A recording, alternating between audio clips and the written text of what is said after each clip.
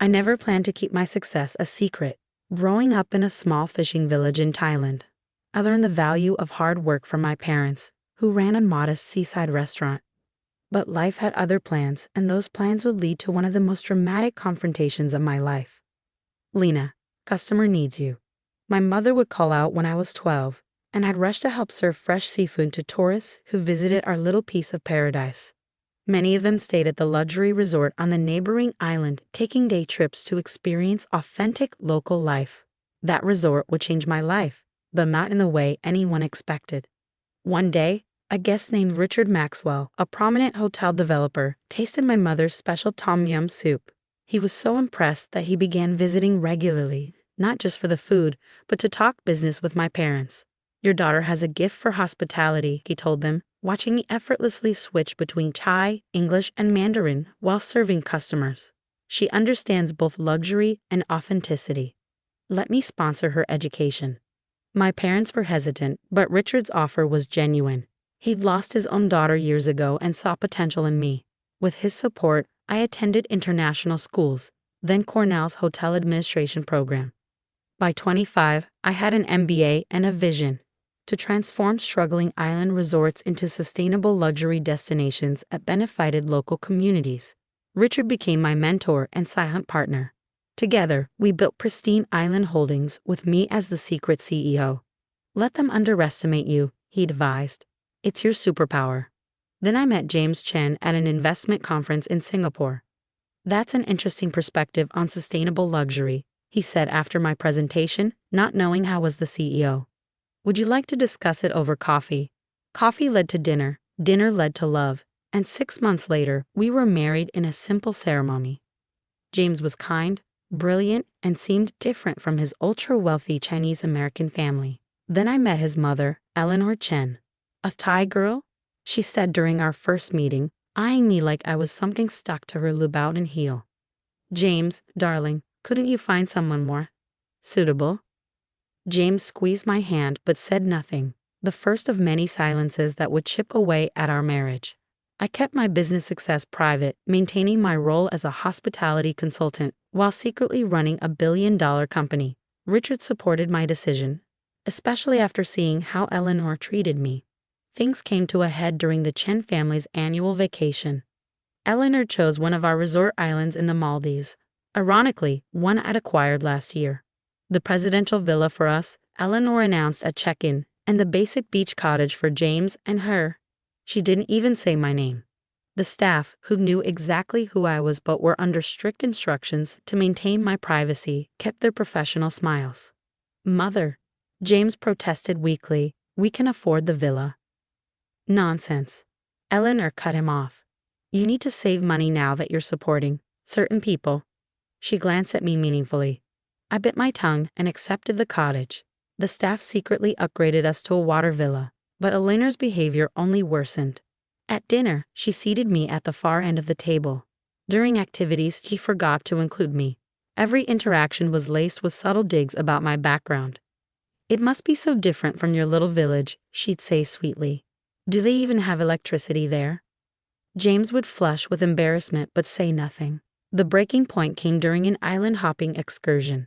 Eleanor had arranged a private boat tour, making sure to remind everyone how expensive it was. We stopped at a small private island. My private island, though they didn't know that. It was under development with just a few staff buildings and basic facilities. Let's explore, Eleanor announced. While everyone scattered across the beach, I stayed behind to answer an urgent business call. 20 minutes later, I looked up to find myself alone.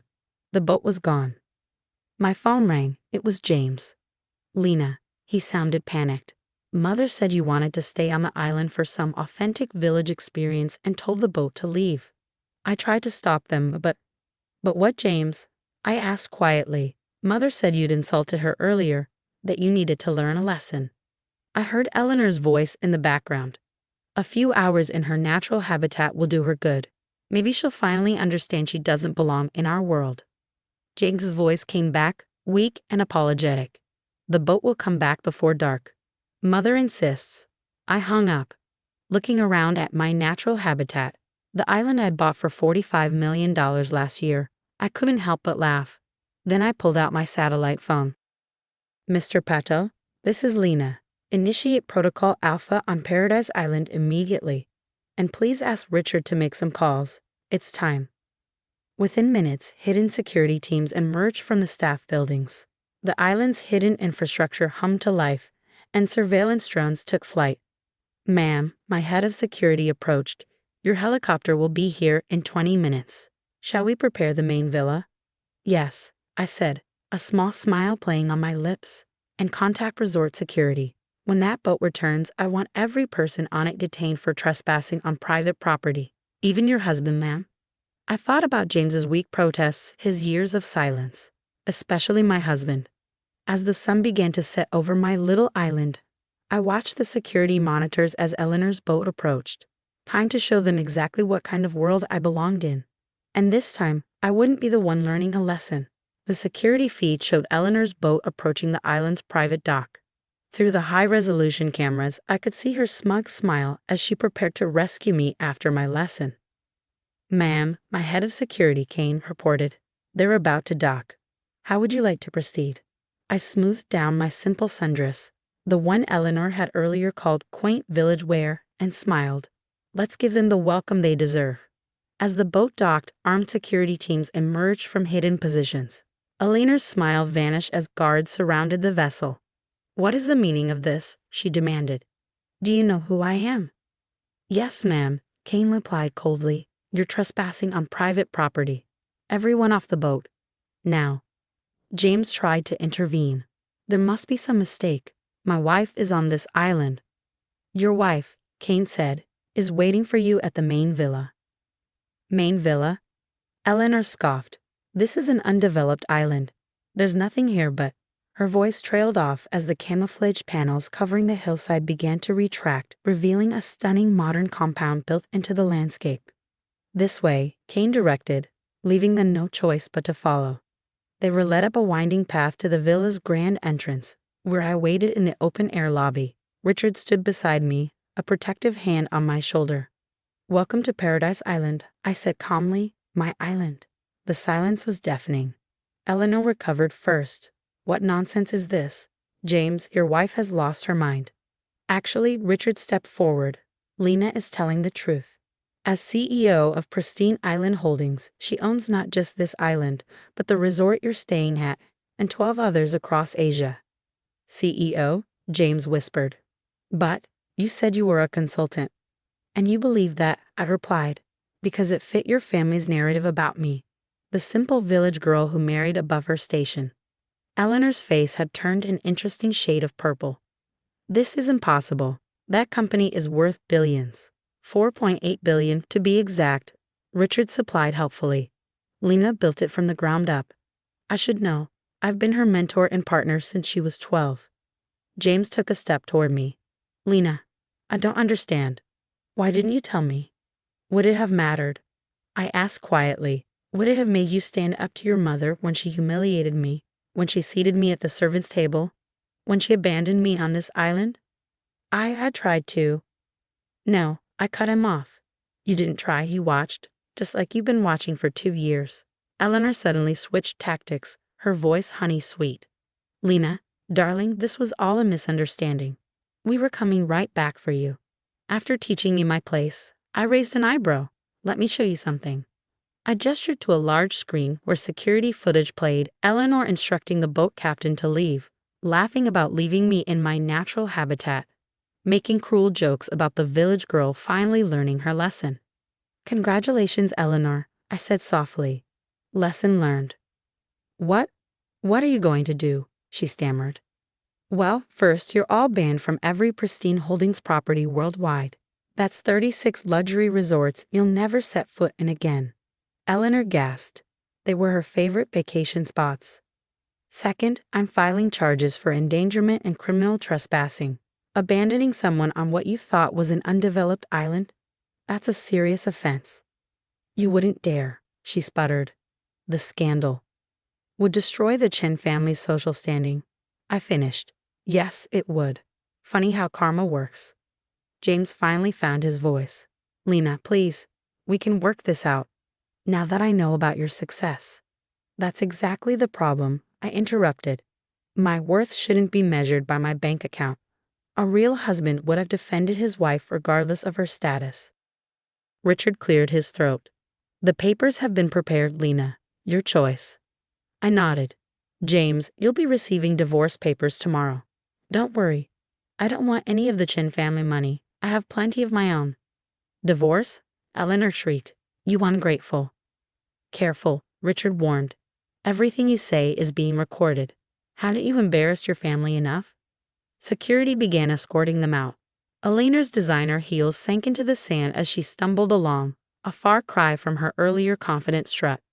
Wait, James called back. At least let us take the boat. I smiled sweetly. Oh, that boat.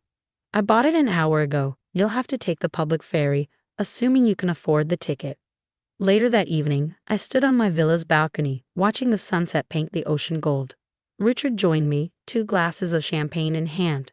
Your parents would be proud, he said softly, not of the revenge, though that was spectacular, but of how you've never lost sight of who you are. I thought about the small restaurant where I'd learned my first lessons about hospitality, about my parents who taught me that true worth isn't in what you own, but in how you treat others. The next morning, I called a board meeting. We're starting a new initiative, I announced, the Pristine Future Program. We'll identify promising students from local communities and provide them with education and mentorship in hospitality management. Like Richard did for you? Someone asked. Exactly. Success shouldn't be a secret weapon. It should be a ladder we extend to others. 6 months later, I stood in my childhood village announcing the program's first class of students. My parents beamed from the front row as 20 young people received their scholarships. Eleanor and James sent messages through mutual friends, attempting to reconcile now that my true status was known.